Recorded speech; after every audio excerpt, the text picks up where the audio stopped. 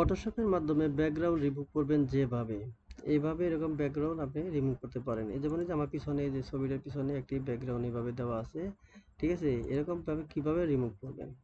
যা হোক, প্রথমে আপনাকে কি করতে হবে, একটি ছবি কালেক্ট করতে হবে, ঠিক আছে? এরকম একটা ছবি কালেক্ট করতে হবে। করার পর এখানে আপনি রেক্টেঙ্গল ক্লিক করতে হবে। রেক্টেঙ্গল অপশন দিয়ে আপনাকে এখানে ছবিটা আপনার সিলেক্ট করতে হবে। করার পর সিলেক্ট অপশন যাবেন। অপশনে যাওয়ার পর দেখবেন যে সাবজেক্টে ক্লিক করলে এরকম পপ আপ অপশন চলে আসবে। জাস্ট ওকে করবেন।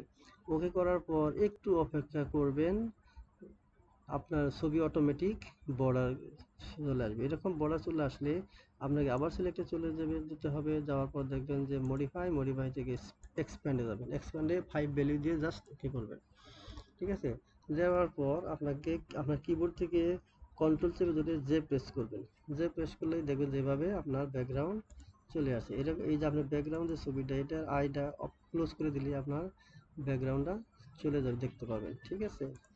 এভাবে আপনারা ফটোশপের মাধ্যমে অতি সহজেই ব্যাকগ্রাউন্ড রিমুভ করতে পারবেন।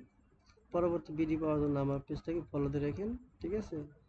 আমি প্রতিনিয়ত একটি করে ভিডিও দেওয়ার চেষ্টা করব আপনাদের। ধন্যবাদ।